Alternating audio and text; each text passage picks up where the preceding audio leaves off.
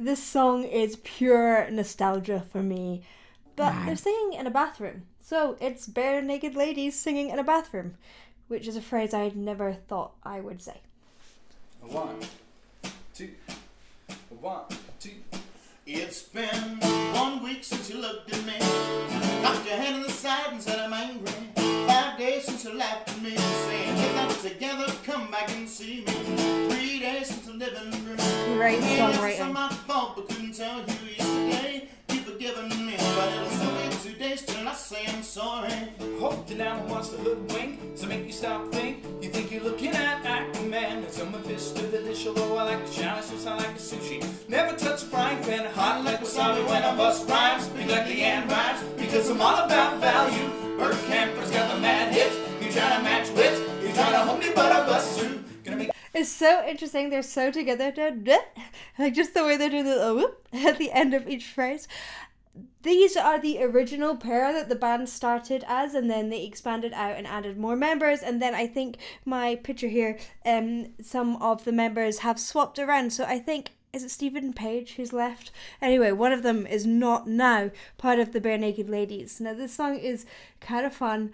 I love the list form of it. There's something so satisfying about having that list within it, but also having something it feels like there's jeopardy in the song, and the rhythm is so great, how it's got that constant driving force. Take a break and take a fake, I like a stinking ink and shake, I like vanilla, it's the finest of the flavors. Could see the show, cause then you know the vertigo was gonna go, since it's dangerous, you like to sign a waiver. It's so together. For thinking funny when you're mad, you're trying hard not to smile or feel it's almost rap, right? I'm gonna go laugh in the funeral, can't understand what I mean, what you saying, well, have a tendency to win my mind, I'm gonna see, have a history of taking off my shirt, it's been 1 week since you looked at me. Threw your arms in the air until you crazy. 5 days since you tackled me, but I still got the rug burns on my knees. It's been. So everything so far has been so with that crisp diction, and it's nice to have a little bit of a slidey bluesy thing as a difference in there. So it's really important when you're writing a song just to make sure that you're not getting the same thing throughout, because once you get the same verse and the same chorus, and the audience have heard that already, they don't necessarily want a completely new theme, but just a little touch of something that's different like that. And okay, let's talk about singing in a bathroom. Everyone's like, it sounds awesome, and it does. It's a really lovely place to sing. You get natural reverb. So normally when you are mic'd up or you have a microphone, you are they put the sound of reverb, the sound of a room, onto your microphone, so it sounds kind of echoey, and that naturally happens in a bathroom with all the tiles and everything, so you get this really kind of nice place to sing in, and people often think they sound better in the bathroom, and it's because of reverb, and also because you're super chill normally, having a shower and not worrying about how your voice sounds. 3 days since the afternoon. You realize it's not my fault, I'm moving too soon.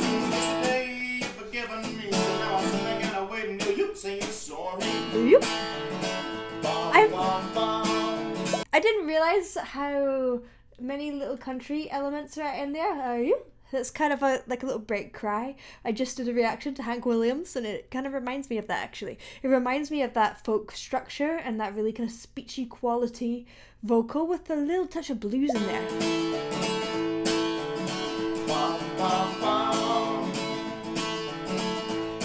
Oh baby, I love you, my wieners and beans.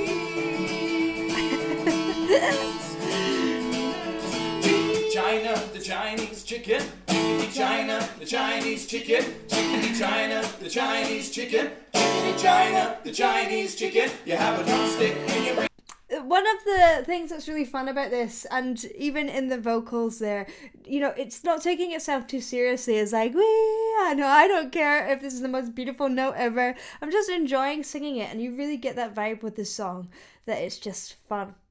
And I think that's part of what, I mean, there's many, many reasons to sing, but that is a very, very valid one.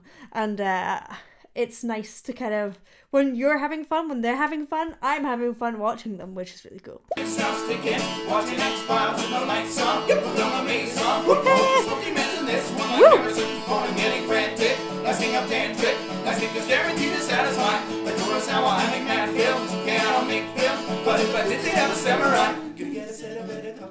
got my tiny numbers, so mine's on always flying up the backswing. Gotta get into my Sailor Moon, cause that cartoon has got the boom man on me, babes, and make me think the wrong thing. Get up and do the thing you're funny when you're mad.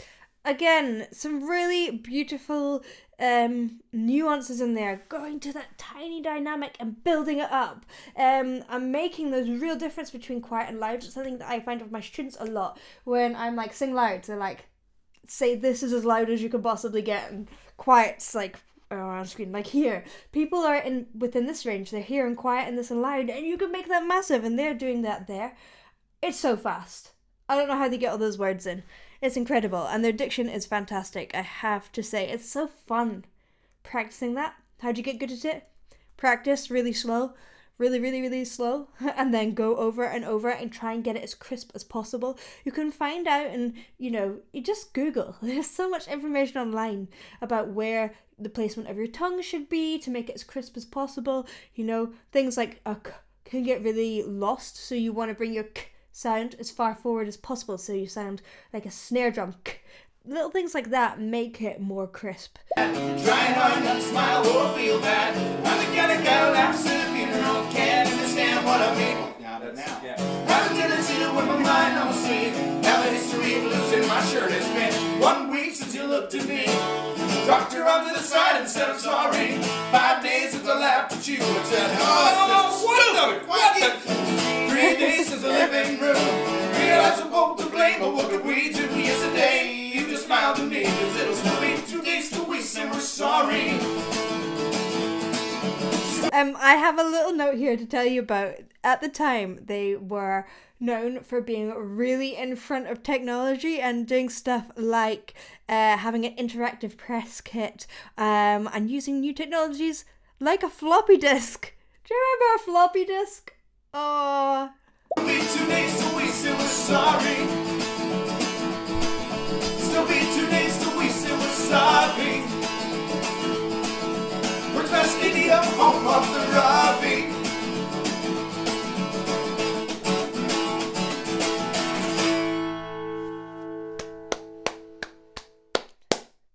It's proper, relatable, nostalgic geek rock, and I love it. Thank you for watching. I hope you enjoyed. If you did, please do like and subscribe, and I will see you in the next one. Bye.